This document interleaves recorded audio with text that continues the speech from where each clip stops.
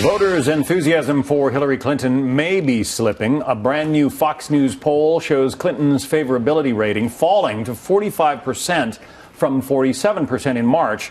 That's a sharp drop from 54% last year. Clinton's unfavorability coming in at 49%. Let's talk about it with Chris Wallace, the anchor of Fox News Sunday.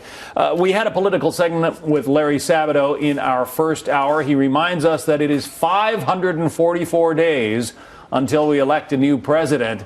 But I suppose no matter who the candidate is, and no matter how far away the election is, these are numbers that you don't like to see for your candidate. No, they're inside the numbers is even more interesting, John, because she's had almost no drop at all among Democrats. They seem as fully committed to Hillary Clinton as the Democratic nominee as ever. On the other hand, there's been a substantial drop among Republicans. Maybe that doesn't matter. Most of them probably aren't going to vote for her anyway.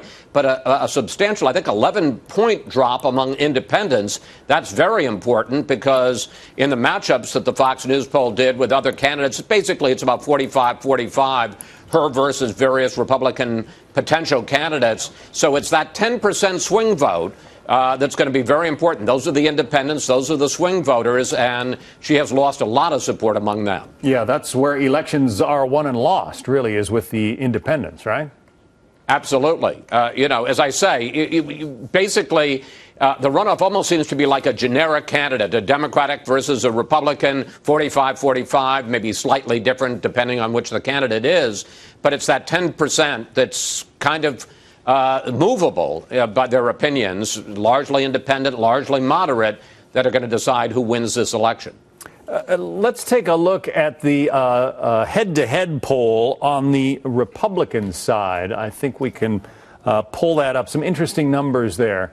Right now, Jeb Bush comes in at 13%. He was at 9% back in April. And he's essentially tied with Dr. Ben Carson, also at 13%, Scott Walker at 11%, Mike Huckabee at 10%, and then you see the rest of the field. Are you surprised by those numbers, Chris?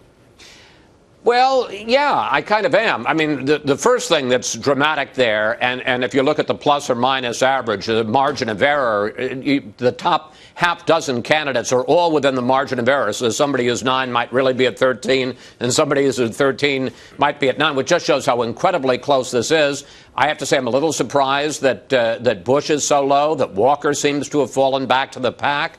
Rubio, who had a bump, I think, in your previous poll, was at 13%.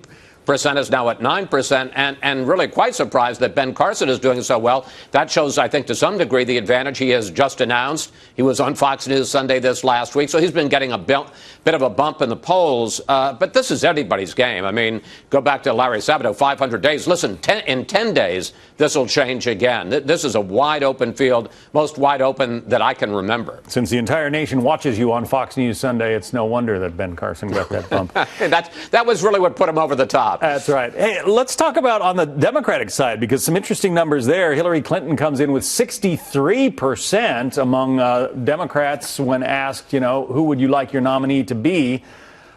Elizabeth Warren, way back, 50 points down at 13%, but Joe Biden at 6%, and his numbers have actually slid some since April. Bernie Sanders, the only other announced Democrat in the race right now, also at 6%. A lot of people are thinking that, Joe Biden could ride in as kind of a last-minute challenger or a dark horse, whatever you want to call him. But based on these numbers, it's not looking good for that possibility, Chris. Look, Hillary Clinton is going to win this nomination unless something cataclysmic happens to her candidacy. And some piece of information or something she does or says comes out. It's basically, and that's stayed pretty steady. She's stayed at about 60-65%, 2/3 of the Democratic electorate satisfied with her, another third, and that isn't necessarily that they would vote against her. I think they just would like to see more alternatives. They're a little frustrated at the idea of this campaign as a kind of coronation. But, despite, and she's taken some hits on the private emails, on Clinton cash and the foundation, but she has stayed pretty steady. 2/3 of the Democratic electorate happy with her as the nominee. And on the Republican side, we got an announcement that Ambassador John Bolton said he has decided not to run for president.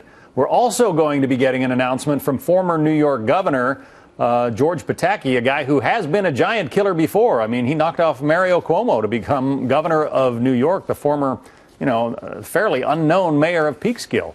Is he going to get into this race?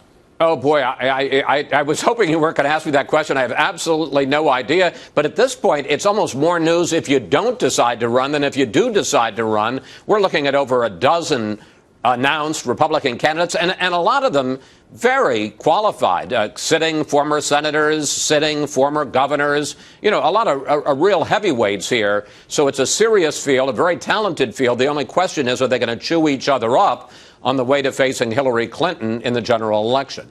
Chris Wallace will be watching on Sunday. Chris, thank you.